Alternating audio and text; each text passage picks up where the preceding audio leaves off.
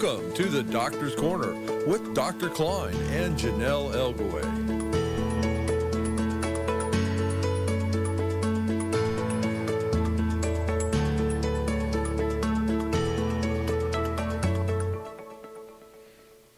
Okay, Call Nation, you've been waiting all week. Here they are, Dr. KLINE and JONELLE ELGAWAY.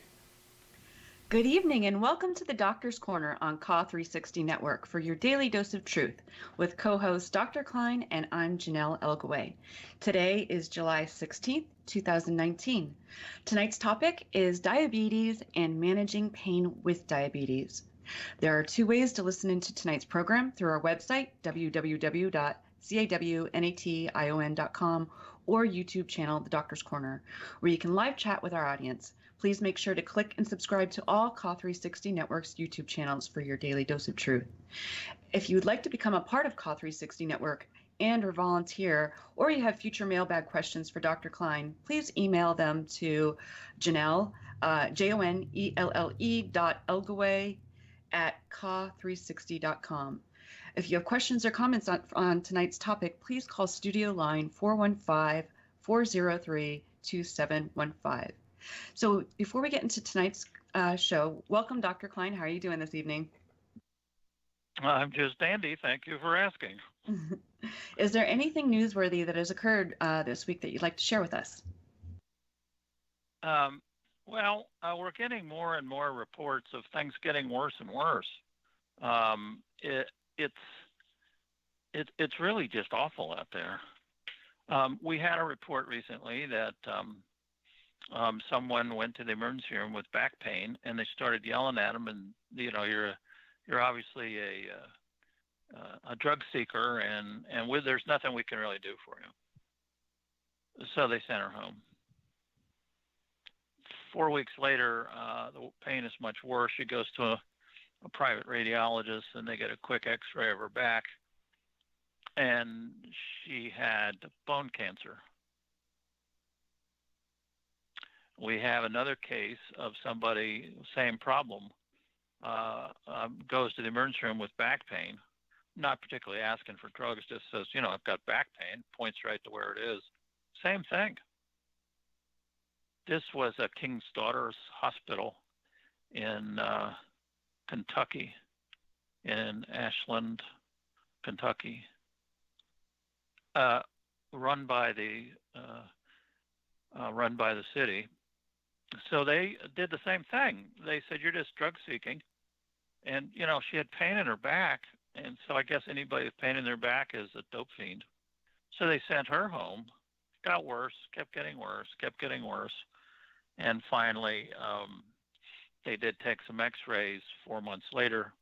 And she had completely destroyed one of her spines from a fungal infection and ended up in the hospital for 3 months treating it, and the spine was so eaten away that they had to do some surgery to brace her spine with some, little gizmos, which of course then, as most of these things do, ended up causing chronic pain.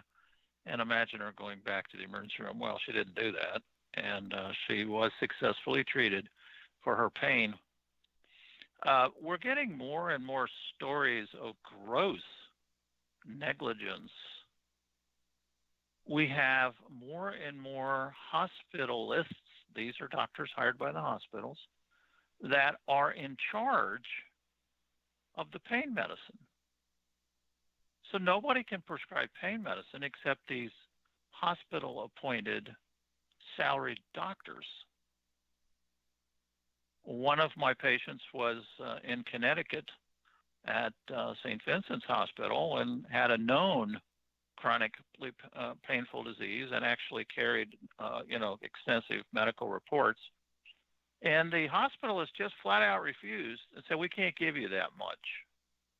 It's hospital policy. So the whole time she was in there, she suffered from under-treatment. Where are the lawyers? Under-treatment is a negligent act. We don't under-treat anybody for anything. There's never an excuse to under-treat somebody. We had another bizarre thing I think we mentioned last week. at a hospital in Silver Spring, Maryland, where a surgeon operated on somebody in the hospital and could not write a prescription for pain medicine, or the hospital doctor had to write for pain medicine. If anybody out there knows what's going on with hospitals hiring basically assassins to assassinate the patients and remove them from their pain medicines because they think it's the right thing to do and they won't get sued. I mean, this is usually the thinking of hospitals these days run by corporations. They don't want to get sued because that'll drop their stock price and their bonuses. But what's in it for the hospital to hire hospitals to go around and say, you're not getting any more of this? We have another a young woman, age 20, at Yale Hospital at the Ivy League Medical School. And she has kind of a terminal gastrointestinal problem where she can't eat. And every time she does eat, she has horrible pains and obstructs her gastrointestinal tract, which is about the most painful thing there is in the emergency room other than maybe kidney stones. And they're tapering her off her medicines. The disease is not improved. And then they want her to get her out of the hospital. So, I mean, this is approaching heinous to force people into these go back to their painful states in order to take care of the comfort zone of the hospital administrators. This was also a hospital employed doctor who also was assigned to the case just to manage the pain meds. You know, nobody can do the pain meds anymore. They're all idiots. Because of the CDC, it's their fault. I mean, they keep doing all this mea culpa. Oh, it was only for primary care doctors. We were trying to show them that how to do it better, which sort of insinuates that we've been doing it wrong. And I don't know. I've been doing this 40 some years, and I think everybody I've treated's done okay. None of them are dead. None of them are addicted. So these hospitalists supposedly are experts. They aren't experts. I mean, there's very few training programs in pain management anyway. And what's this pain management? I don't know. Do I send my patients with sore throats over to sore throat management?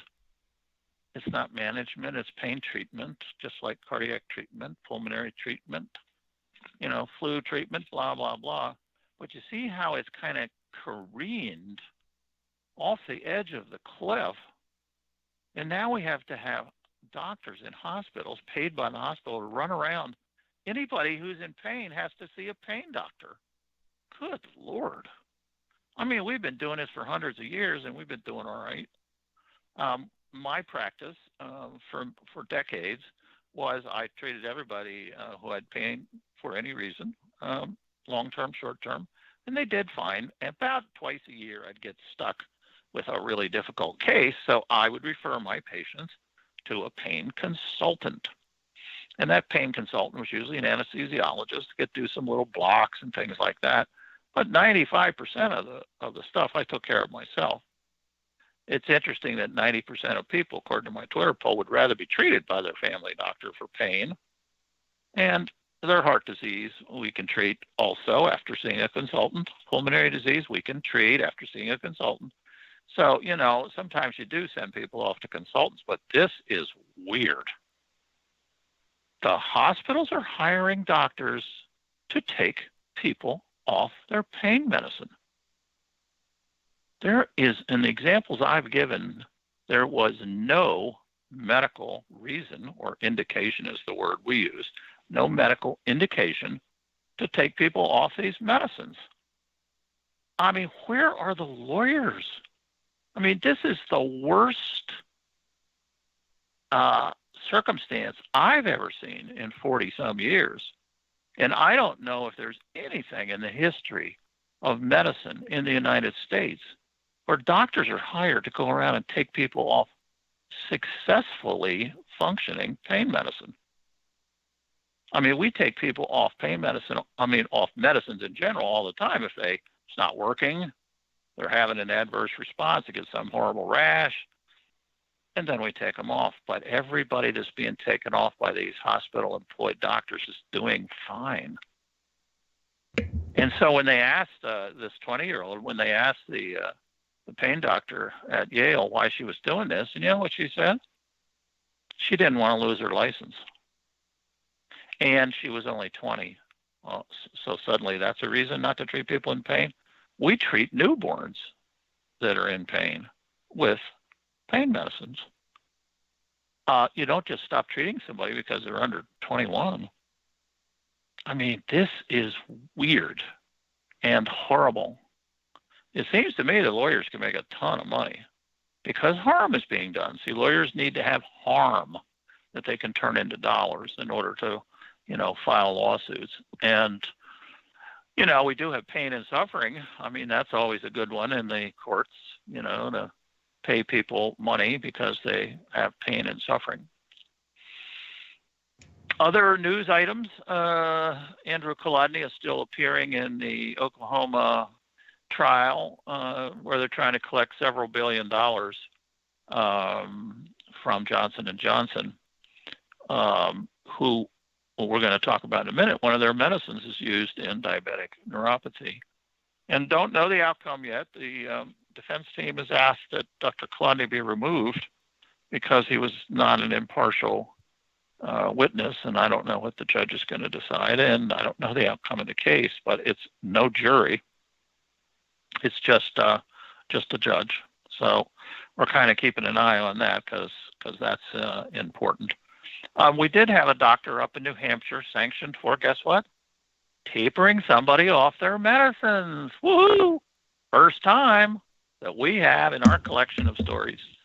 He was sanctioned and fined for taking somebody off their medicines for no reason and causing them to be in pain. So, we get more things like that going. It's going to be great. So, anyway, on to the topic tonight.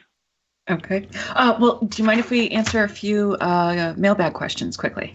Oh, sure, first? Sure. Okay. Yeah. So our first one, Dr. Klein, could you clarify what gabapentin is supposed to be used for? I was given it for pain, and it doesn't seem to work for pain. Yeah, gabapentin is a drug we use for people with seizures. That's called anticonvulsant or anti-seizure medicine.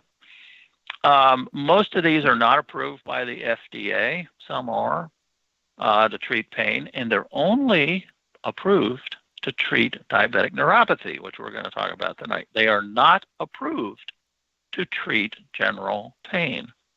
They don't really work. We've done a couple of Twitter polls, and not only do they not work, they have horrible side effects, and you got to be careful tapering off. So other anticonvulsants are Lyrica, which is $700 a month and creates terrible side effects. I don't know how these things, get started. I think advertising and sending around representatives that are cute and dressed to the nines and know nothing about medicine, but they know how to smile and flirt.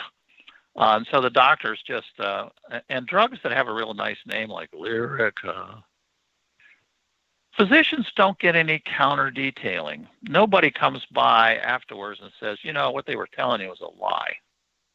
That's something to think about that we should be doing. I stopped seeing drug reps in 1975 when a drug rep who was not a nurse or doctor told me a particular antibiotic should be used for earaches, and that particular antibiotic was contraindicated for earaches because if you gave it, you could get a nasty meningitis. So he was going around town telling all these general practitioners and stuff that they should be using this, and I said, get out of my office.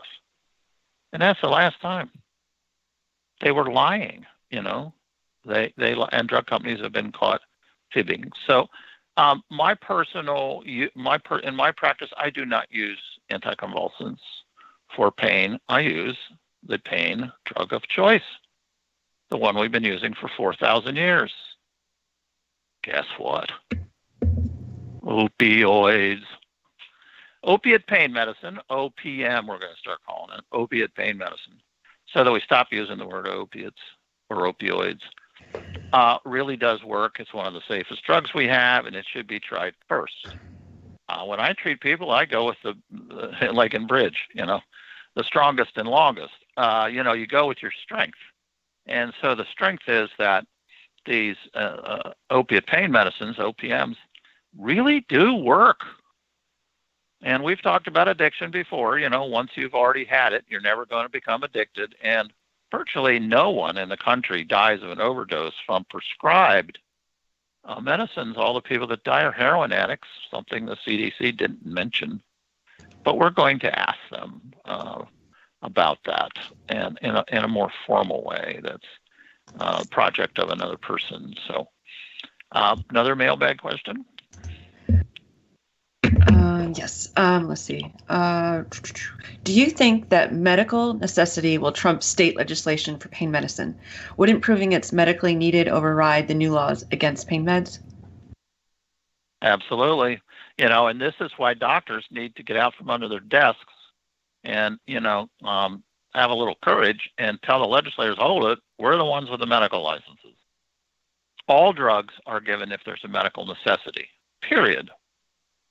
You have no jurisdiction over that. If you want to have jurisdiction over that, here's what you do.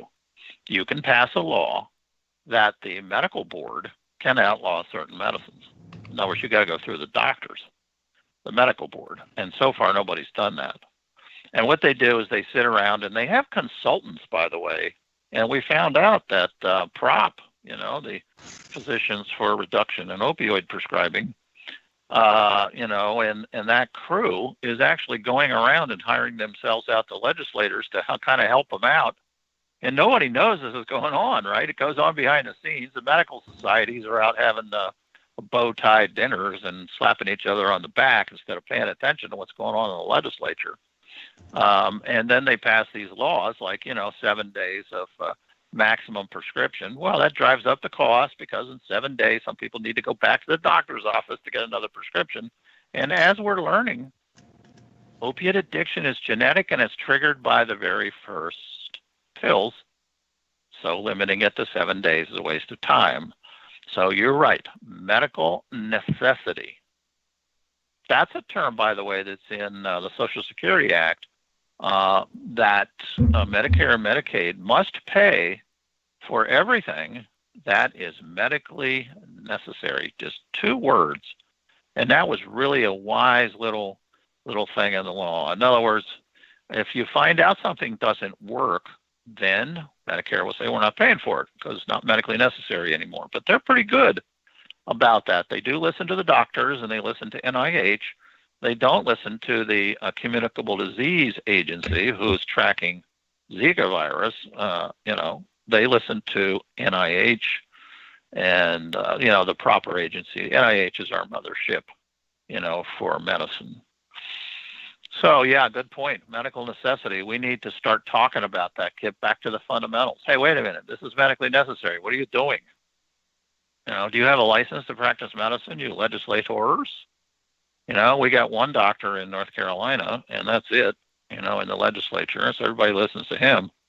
And if he's got the right message, we're good. Another question? Yep. Last one. How can I challenge my doctor's decision refusing to give me pain medication, especially since I have proof, X-rays, MRIs, that I have a real issue? Sorry. They actually, we do have the prerogative of we're in charge, so we can be in charge in a bad way too. I think what I would do is draft a letter and say, I'm opposed to what you're doing, and give a couple of bullet point reasons: because the drug has worked in the past, because I was more functional, because I had no side effects, and I am opposed to you doing this, and just put a place for you to sign it and for him to sign it and hand it across the desk, and then say, I'm sending a copy of this to the Board of Registration in Medicine because I think you're undertreating me, and I think that's negligent, and it's just plain awful that you're doing this to me. And start forcing them to read. Don't talk to them, to make them read. Doctors have a different approach when they're reading something, as opposed to brushing you off when you're just sitting there sobbing and saying, why are you doing this to me? So that's kind of my latest recommendation. You can also send it in ahead of time. If you've already been tapered, send it in the U.S. mail and they will post it in the chart, because once the doctor's office gets a letter, they usually don't throw them away. And they feel like, they can't do that. And that's correct. They can't. So it ends up in your chart with, just very polite letter. I had this disease. I've been functional. I've been taking medicines for X number of years. Nothing has changed. I continue to be functional with less discomfort. Try to stay away from the word pain if you can. Less discomfort. I can give some examples. I can go to the store. I can have sex. I can enjoy my meal. I go out with my friends. I go to church. Give some examples and say, now that you're tapering me off, I'm losing this function that I had before. Tell a little story. Stories have a beginning, a middle, and an end. And I disagree with what you're doing, and you do not have my consent to do this. And put them in the chart. It's time to load for bear. Now, if any of you know what that means, that's fine. If you don't know what it means, back in the days of the hunters, they had these great big, huge, long rifles, and they would stuff black powder down them, and then they would drop a wad down in a little round ball and another wad, and then they would ignite them with a flint, and it would send this ball flying to shoot down whatever they wanted to shoot, birds, kangaroos. But if you're trying to shoot a bear, you have to put more black powder in there so that the ball comes out and accelerates itself faster. Loaded for bear, the maximum approach. So you need to go loaded for bear. It's very hard for people who are receiving a small amount of pain medicines. But, if your doctor cuts you off after you've sent this letter, then you can send a copy of that letter to the Board of Registration in Medicine. And I think it's always a good idea to tell the doctor that's what you're doing. Say, doctor, it's come to this point now where I'm going to send a copy of that letter I sent you last week in the mail to the Board of Registration. I'm going to make a formal complaint that you're negligently undertreating me without medical necessity. That was a good phrase. We can use that, without medical necessity. And I think it's time to fight back. It's just getting worse and worse. And, every time they publish something, oh, we didn't mean to do it, it doesn't matter. This happened 4 days ago where at Yale, this pain medicine doctor told the family that she couldn't continue the treatment that the young lady was on because of her license.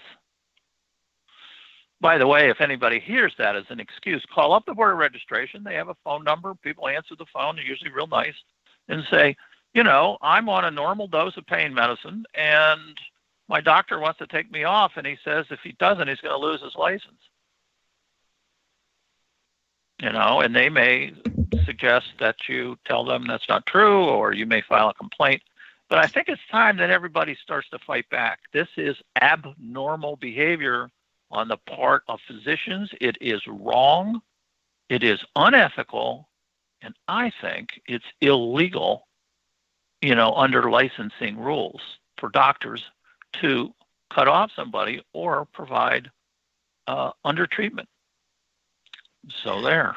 Did you see Dr. Josh Bloom, his article that came out today about the Surgeon General backpedaling on flawed Tylenol study because of the ACSH? No. Oh my gosh, it was hilarious. No. So he has it where it goes from the Surgeon General tweeted out something about how, people that are coming out of surgery and stuff like that, and how they're able to whether they're on Tylenol or morphine, it didn't matter, that they had the same. Then there's this timeline of studies of where Dr. Bloom just starts tearing it apart. And the U.S. Surgeon General just started tweeting out, they kind of backpedaled, they're just saying, well, now it's largely fueled by fentanyl. And then they kept going on and on, because I guess, people started saying things, and they're like, well, pain patients, of course, we're not trying to do anything against them. It was just Oh hilarious. no, I of haven't laughed course. so hard in so long. So if you can check it out, All I right, think I'll have to read you that. have to check Yeah. it out. Yeah, So we can it was just everybody can just Google Josh Bloom in there today's you go. date and get his take on things. Yeah, he knows kind of how to really look into the truth of things, and if it's not true, well, it's not true, and we should be speaking out. So the Surgeon General, that's really sad because they're usually kind of nice people. They're doctors, but they're all political, and we have an administration that has stated many, many times that the scourge is caused by doctors, and it started off with the head of the CDC back 3 years ago, Dr. Thomas Frieden, who came out publicly and said the epidemic was due to doctors over-prescribing. The head of the CDC, who had no business whatsoever making any remarks about opiate pain medicine. He might as well have said, there's an epidemic of grass poisoning in goats, and it's all the doctor's fault and the farmer's fault. I mean, they're just making up stuff. I mean, he was making that up. There's no studies, no evidence that shows that doctors writing too many prescriptions is overprescribing. And of course, I think we mentioned before that this is the only country with a DEA who runs part of my practice that's concerned with pain medicine. And they have a rule that you can't write refills. You may have all heard this before, but I'm getting older, so I can just repeat myself all the time. So instead of me giving somebody a prescription for pain medicine for 3 months, I would normally just write refill times 3 months and give them one prescription. But the federal drug police makes me write 3 separate prescriptions. So guess what? American doctors write more prescriptions. Right. Duh. They make it seem like we're doing is that? something terrible, but that's how we're Right. set up. Yeah. We're set up, and we write twice the prescriptions that they write in the United Kingdom and the UK. But guess what? We both have the same addiction rates. So we should move on. That's right. So tonight we're going to be talking about diabetes and managing pain that comes with diabetes, diabetic neuropathy. Can you tell us a little bit about, what exactly that is? Okay. Diabetic folks have trouble with nerve pain, and it is awful. It's really just awful. You get these pains, tingling, burning, down your legs into your feet, both, and it's just maddening. So what causes it? Well, the basic defect in diabetes is inherited, and it's a weakness of the little tiny capillaries. The capillaries are the smallest blood vessels in your body, only wide enough to allow one little red cell through. So that's pretty small. These are microscopic, but they're thin. So this is where the oxygen moves from the cells into your tissues, out of your red cells. This is where the nutrients flow in through the wall of the capillary. If you cut yourself, the capillary opens up and it sends out these little amoeba-like white cells to fight off the infection. Well, how do these big cells, these white cells, get out of the bloodstream and into your tissue where you just got a splinter? How do all these inflammatory proteins get out of your little capillary? Well, guess what? They got little doors. The capillaries have doors, and they can open the doors, and out flows a big amoeboid white cell. So how are these doors controlled? Laying on the top of each little tiny capillary is another cell called a pericyte, Pericyte. Peri means around. And it literally drapes itself over like a dog would drape itself over a bolster. And when it's time to open up the capillary, it has little feet and it pulls the door open. So you've got this little pericyte sitting on top of your capillary, pulling the door open to allow inflammatory cells and everything else that needs to flow out during inflammation. So what happens is the pericytes die. So this is permanent? Sure. This is permanent, although there is some regeneration of the pericytes that goes on. Okay. So your body can actually repair them somewhat. But this is the basic problem in diabetes.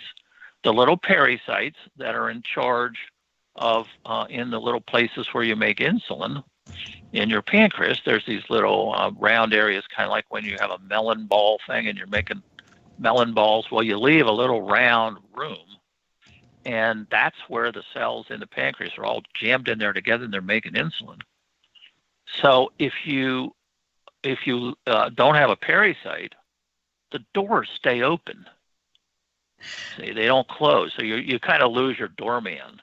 Now, let me ask you. Then they start to leak. Is this okay? Is diabetic neuropathy the same as like the nerve pain that I might get? Like, say if I have neck issues, or my mom just is going through chemo and she has neuropathy. Is it that the same type or no? Excuse me, I was having a little tea. I thought you would talk longer. It's a little different. You can crush a nerve, like in your spine, and you can have pain shooting down. It's different. The diabetic neuropathy is coming from the little tiny pain fibers.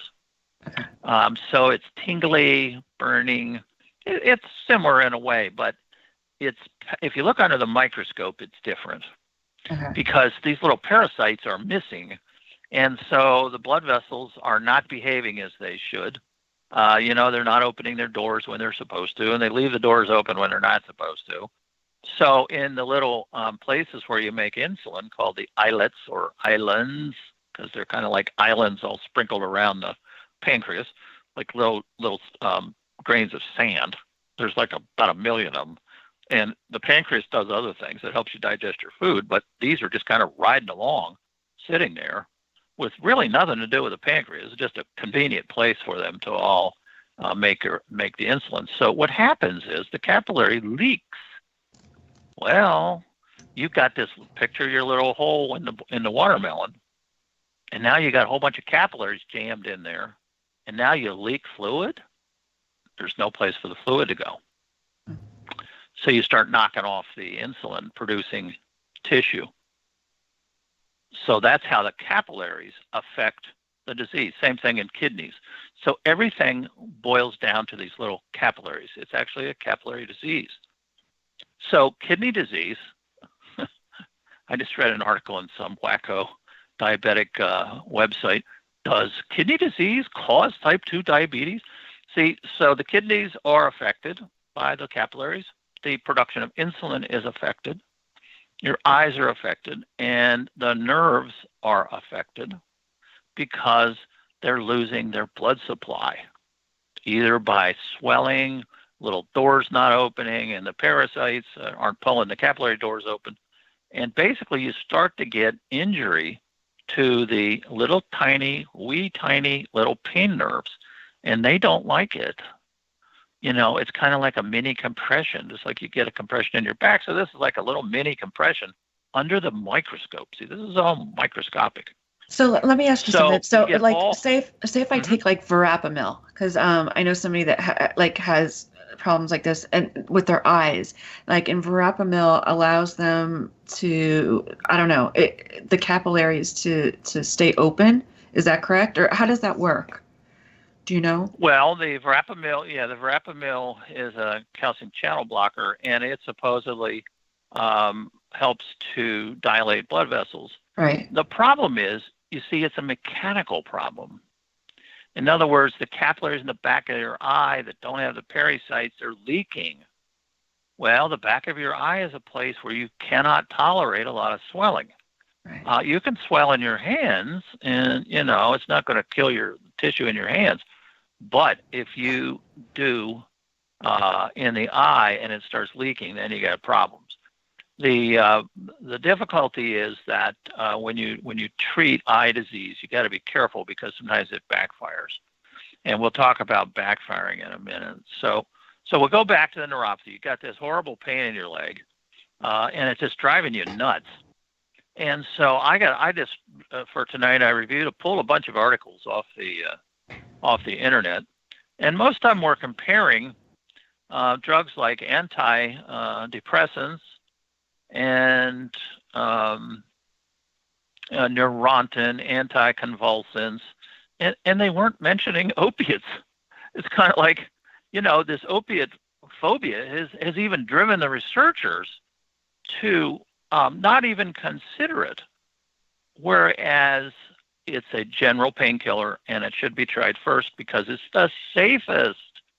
Opiate pain medicine is much safer than anticonvulsants like Cymbalta, the expensive Lyrica that should never be used. Neurontin, that's, at least it's a little more tried and true. But you can use any anticonvulsant. It's good to try the cheap ones first, like Tegretol and Depakote. No reason not to do that.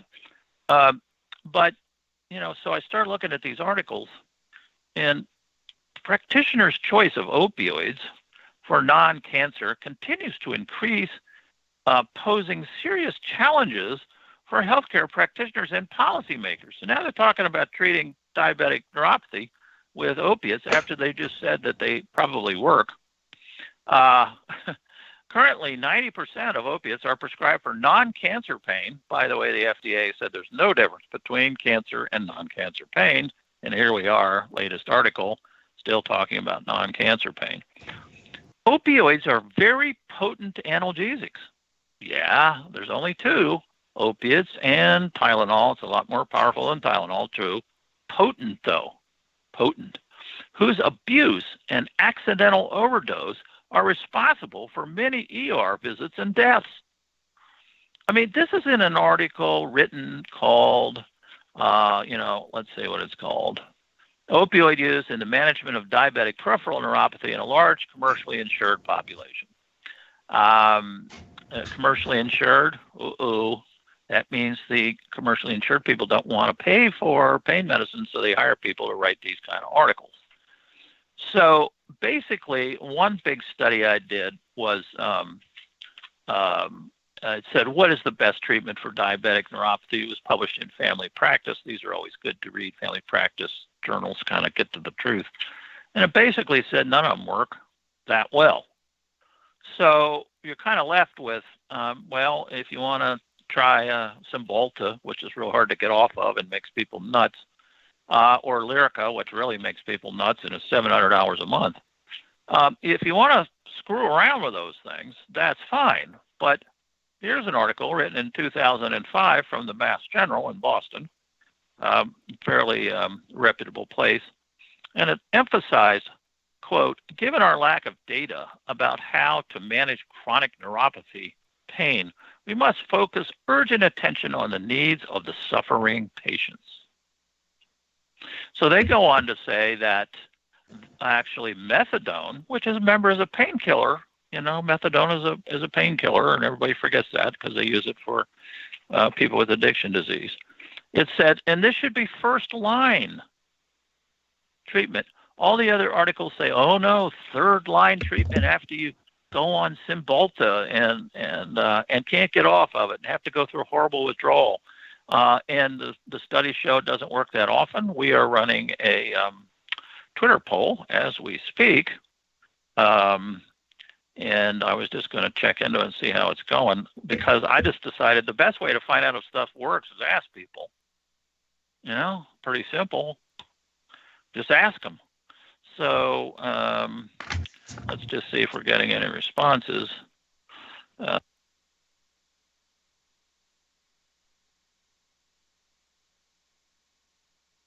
you there, Dr. Klein? Oh, I think he accidentally hung up, so he'll have to be calling back in. All right, so it's just me on here. He dropped. Okay. So let's wait a few minutes and see if he'll call back in.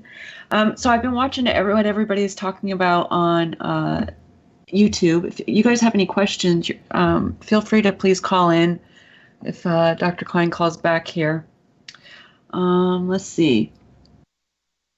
I see people are talking about Cymbalta. I've been on Cymbalta before, and I think it is the worst drug ever. It made me had terrible head twinges, and especially when I went off of it, it stayed like that for about 2-3 months almost for me. I don't know how it was with you guys.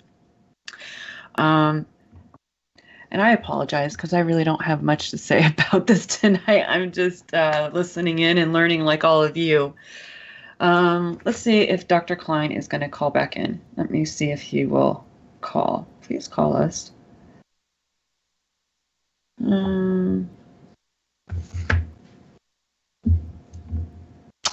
Alrighty. Does anybody have any questions at all that I can answer? Probably not. Oh, and I just wanted to let you guys all know that so Josh Bloom works for the American Council on Science and Health, and which is the ACSH. His article was Surgeon General backpedals on flawed Tylenol study because of ACSH. It was pretty hilarious to me, I thought. So I guess he's not calling back in. Right, Brian? Oh, here he is. Okay. Dr. Kline? Dr. Thomas Kline, I am Hello. no longer Oh. patients. Please leave a message if it pertains to another issue. Oh, that's not it. Okay. All right, I'm going to end here, guys. Sorry. We're going to just have to do this. Oh, okay. Dr. Laird, Dan Laird. I don't know if he's going to have a show on with us, but that would be awesome. But he will be coming on in the fall. I believe it is in September. He said he'd come on the Doctor's Corner, and I believe he's going to be on DPP Rally Talk Show with Claudia. So, all right. Well, I'm going to give you a rundown for this week. Tomorrow, 8 p.m. Eastern Standard Time is Keeping You in the Family with Dr. Margaret Aranda.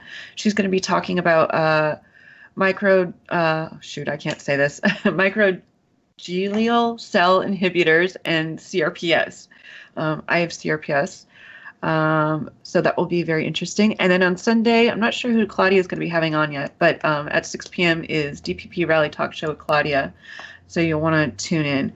All right. Well, a big thank you to our audience for taking some time out of your evening to join us here at the Doctor's Corner on Call 360 Network for your daily dose of truth. I'm Janelle Elgaway with Dr. Kline, signing off till next Tuesday. Have a great evening, Con Nation.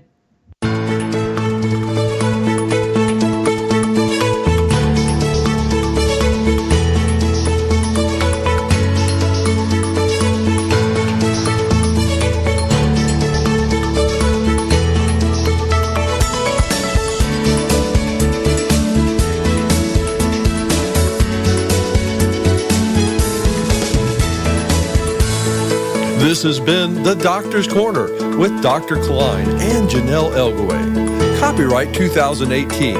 All rights reserved.